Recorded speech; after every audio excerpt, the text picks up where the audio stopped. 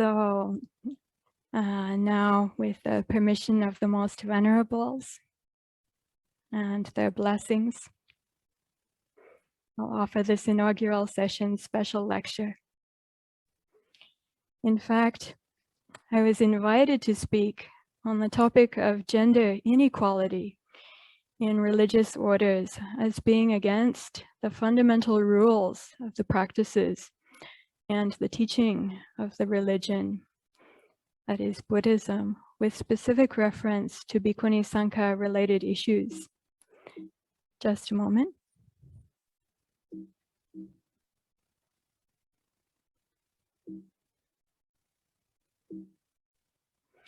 I'm going to have to stop sharing for a moment because my slides are not progressing. Just a moment, please.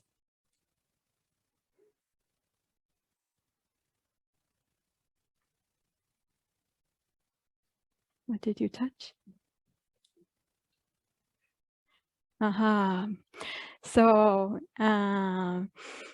in line with the invitation that I received for sharing today, my special lecture will be on gender equality in Pāli-text Buddhism.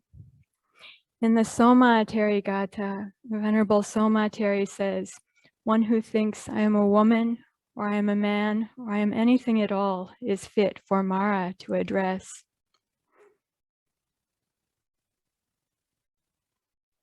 In fact, this is from the Soma Sutta.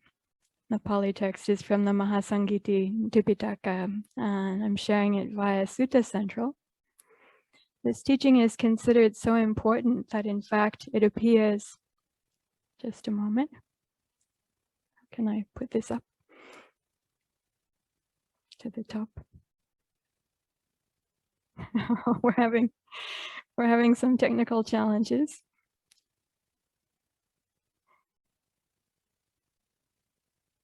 Okay, that does it. This teaching is considered so important that in fact it appears in both the Theravada and in the Samyutta Nikaya. In both, Mara, the embodiment of evil and all that leads us to fall away from the path, states, that state so hard to achieve, which is to be attained by the seers, the rishis, can't be attained by a woman with her two-fingered wisdom.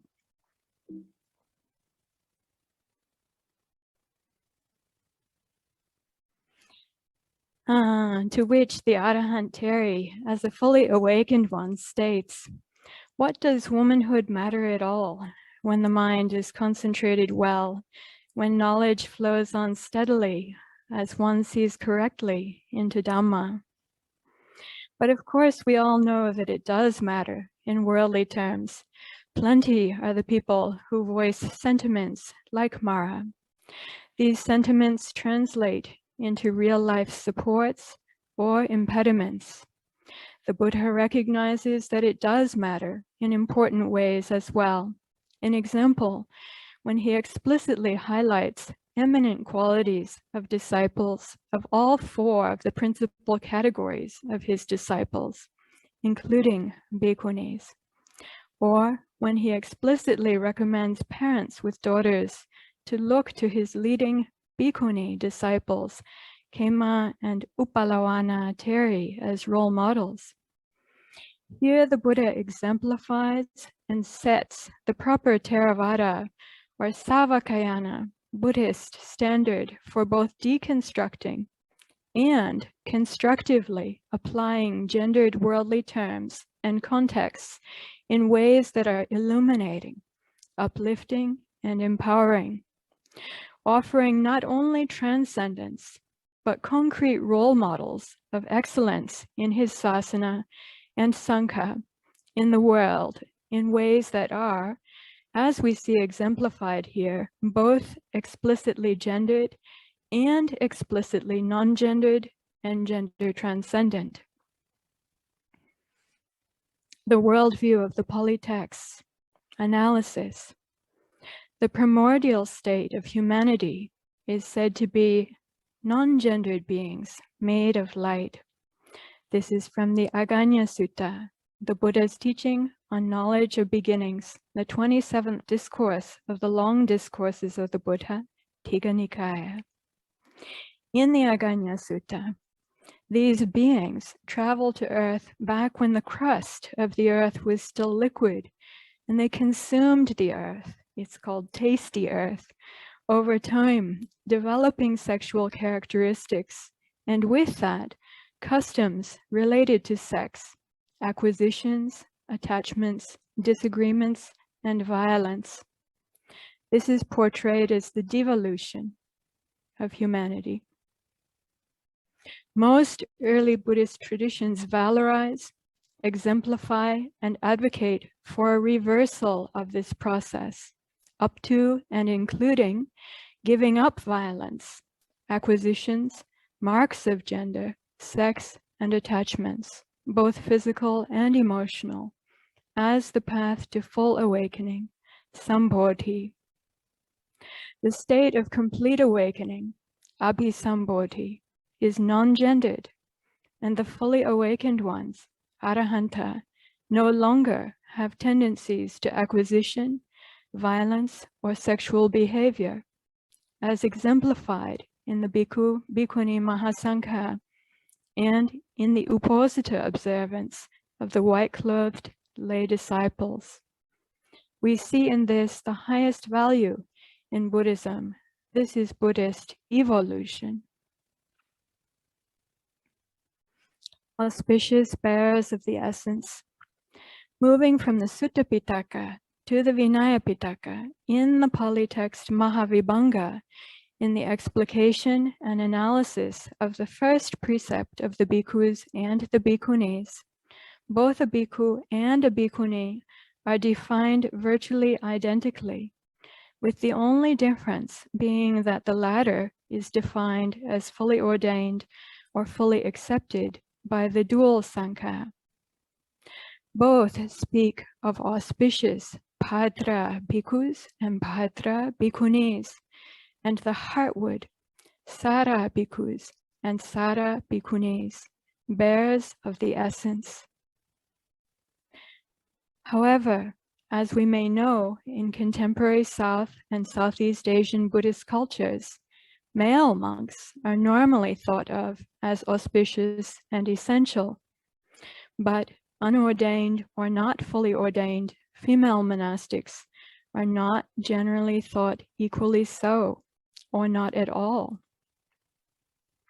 And so, I'm quoting now from the Buddha's greater discourse on the heartwood, Maha Saropama Sutta, from the middle-length discourses of the Buddha, Majjhima Nikaya, number 29.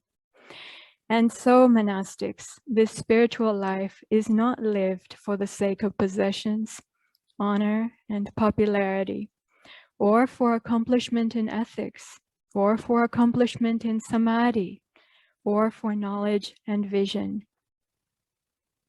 Rather, the goal, heartwood, and final end of the spiritual life is the unshakable freedom of heart.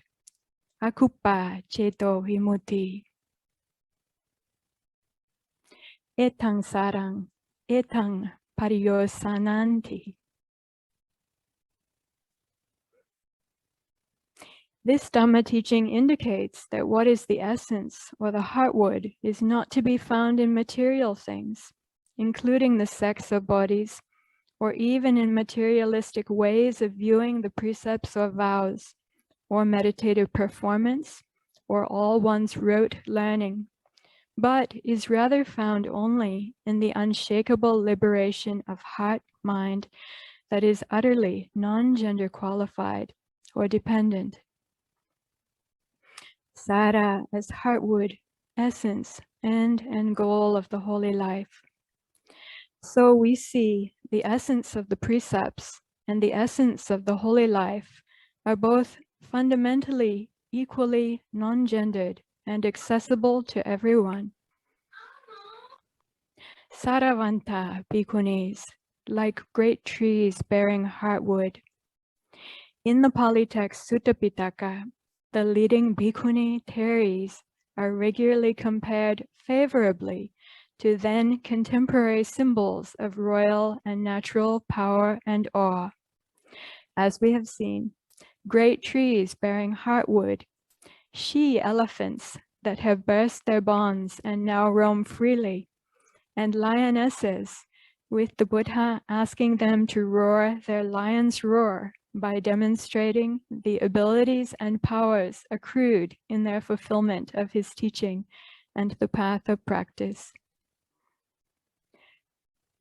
There are fools who doubt that women too can grasp the truth, Gautami. Show your spiritual power, that they might give up their false views. The Buddha's injunction to Maha Pajapati Gautami Therī, the Gautami Therī Apadana, verse 178.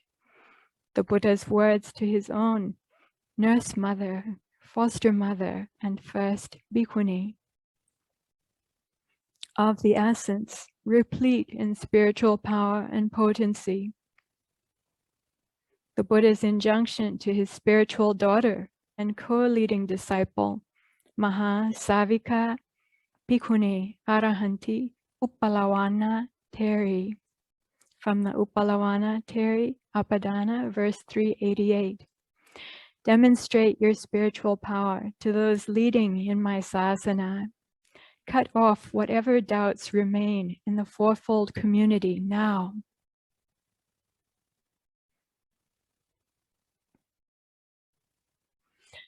I hope this special lecture has contributed to the Buddha's aim of clarifying and cutting off doubts and wrong views, and giving effective upliftment and encouragement. I would like to offer something that I propose to call the Buddhist Prime Directive. To offer the very best inspiration, encouragement, and expedient means, the most comprehensive support possible for encountering and fully developing the path of awakening, and all means of support possible for moralizing, valorizing, and expediting the effective sharing of that path by those with genuine knowledge and experience of it. We're celebrating the 25-year anniversary of the resurrection and the beginning of the revival of the Theravada Bhikkhuni Sangha and Theravada Bhikkhuni Sasana, as is said in Sri Lanka, in Sarnath, Isipatane, in the Deer Park in 1996.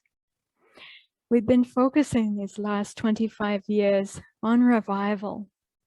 And now, 25 years later, we have an increasing number of Bhikkhuni preceptors, Bhikkhuni leaders, and teachers internationally.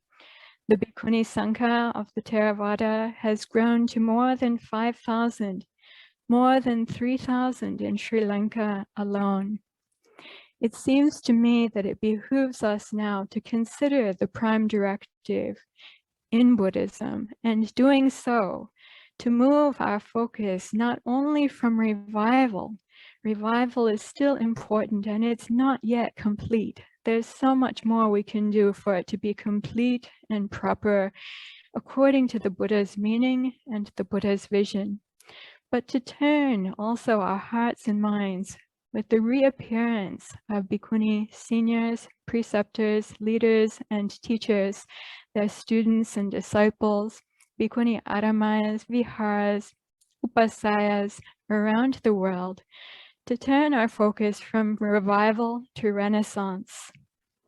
I ask myself, what would renaissance mean? To my thought, it would mean that not only do we have the rumors and the appearance of bhikkhu arahantas, or great bhikkhu teachers who are thought to be non-returners, or great bhikkhu teachers who are thought to be stream enterers, and laypersons who are thought to be stream enterers as well, as we have now in this time with the revival of meditation traditions, the revival of deep wisdom teachings, vipassana and insight, We have this in the Theravada Sangha at this time. But for this to be complete, for the revival to be a renaissance, what that would mean is for the Theravada and Buddhist traditions to also be once more replete with at least a few Bhikkhuni Arahantas, completely awakened ones, Sāvika Buddhas. I'd like to close with this blessing. May the power of all awakened women of the way always be a blessing to us, awakening within us our own dormant or latent or rising spiritual potency and potentialities, that we may know and experience for ourselves the fulfillment and highest rewards of fully living the holy life in the Buddha's way. Sāvika Buddhaseta Sattha Soting Karotu Sāvika Buddhaseta Sattha Soting Karotu Sāvika Buddhaseta Sattha Soting Karotu. Sadhu, sadhu, sadhu.